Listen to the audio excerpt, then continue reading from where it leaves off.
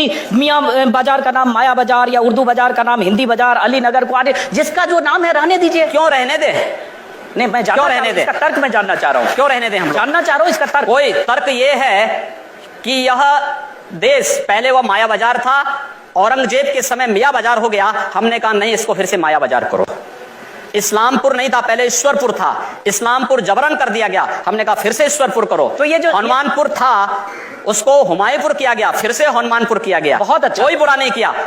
अगर किसी विदेशी आक्रांता के द्वारा किसी विदेशी आक्रांता के द्वारा किसी कालखंड में कुछ ऐसा कार्य किया गया है, उसको बदला जाना चाहिए। यह देश की सांस्कृतिक आजादी की लड़ाई भी है। सही बात है। तो आप ताजमहल का नाम राम महल कर सकते हैं। क्यों नहीं करेंगे?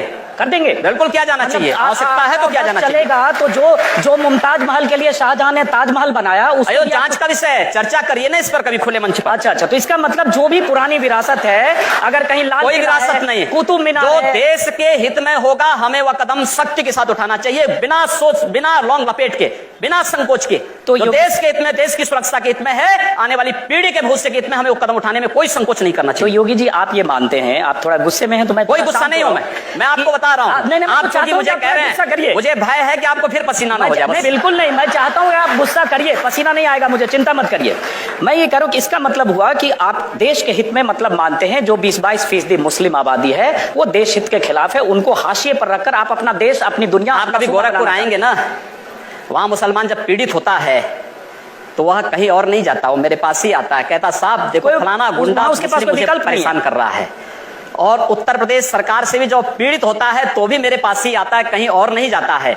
अकेले सांसद हूं जो 2-3-4 घंटे पब्लिक के लिए खुले उसमें बैठता हूं, कोई सुरक्षा नहीं, कोई तामझाम नहीं, कोई भी आए अपनी बात कहें और फिर अगर बातचीत से मानेंगे ठीक, नहीं तो आंदोलन का रास्ता वहां तय होता है। हर एक व्यक्ति की सुरक्षा और हर एक व्यक्ति का विकास आपको देखना गोरखपुर में जाकर के। एक बार इसको ये बोलेंगे, हर एक व्यक्ति मतलब हिंदू हो या मुसलमान, जो भारत का नागरिक है वो हमारा नागरिक है, उसमें जाति मत और पंथ कहां की बात आती है? जब अरे मैं सनातन हिंदू धर्म का उपासक बदलना चाहते हैं, सनातन हिंदू धर्म का उपासक हूं, सर्वे भवन्तु सुखिनः सर्वे सन्तु निरामया की बात करता हूं। मैं किसी मत और मजहब का विरोधी नहीं, लेकिन जो भारत का विरोधी है मैं उसका विरोधी हूं सर, वो कोई भी हो मैं उसका विरोधी हूं। योगी जी ठीक है, तालियां बजाइए आप लोग। योगी जी, उर्दू बाजार को हिंदी बाजार बताना या बदलवा देना, उर्दू हमारी पहचान हिंदी से है या उर्दू से? मैं आपसे पूछना चाहता हूं। आप फिर मुझसे उर्दू में ही पूछिए। मेरी भाषा हिंदी है, मैं उर्दू नहीं जानता हूं। तो फिर वहां के लोग भी हिंदी जानते हैं, मैं हम हिंदी के नाम पर क्यों ना नाम रखें? सर सवाल तो मैं पूछ रहा हूं, जवाब आप देंगे। मैं आपकी तरह यहां आ जाऊंगा चुनाव लड़ने तो आप मुझसे पूछ लीजिएगा, आज मेरा दिन है। तो मैं ये पूछ रहा हूं कि योगी आदित्यनाथ जब पश्चिमी उत्तर प्रदेश में जिस ढंग से चुनाव प्रचार में जा रहे हैं, या पूर्वी उत्तर प्रदेश में जिस ढंग से आप चुनाव प्रचार करते हैं, और जाहिर है वहां आपकी फैन फॉलोइंग भी काफी है, क्या आपके दायरे में, आपकी राजनीति में मुसलमानों के लिए कोई जगह नहीं है? क्यों नहीं है? क्यों नहीं है? शाहनवाज हुसैन मेरे सबसे अच्छे मित्र हैं। अब डॉक्टर एपीजे अब्दुल कलाम को जब माननीय अटल बिहारी वाजपेयी जी ने राष्ट्रपति के लिए खड़ा किया था, सबसे पहला सांसद था जिन्होंने समर्थन किया था।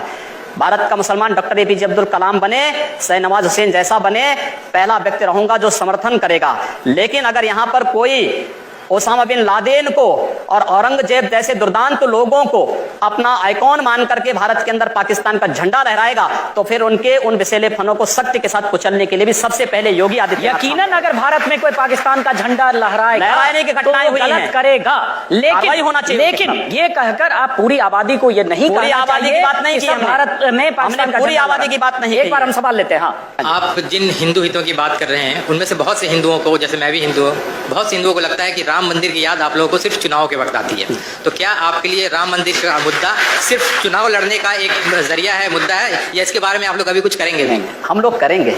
मैं कल ही रायपुर में राम मंदिर का उद्घाटन करके आया हूँ। भगवान राम का ननिहाल है और भगवान राम के ननिहाल में राम मंदिर का निर्माण हो चुका है, और ज्योतिषीय जो गणना है वो ये बताती है कि भगवान राम के ननिहाल में मंदिर का निर्माण अयोध्या में राम मंदिर के निर्माण का मार्ग प्रशस्त करेगा। लेकिन योगी जी जो उन्होंने सवाल बताएंगे, लेकिन तारीख नहीं बताएंगे।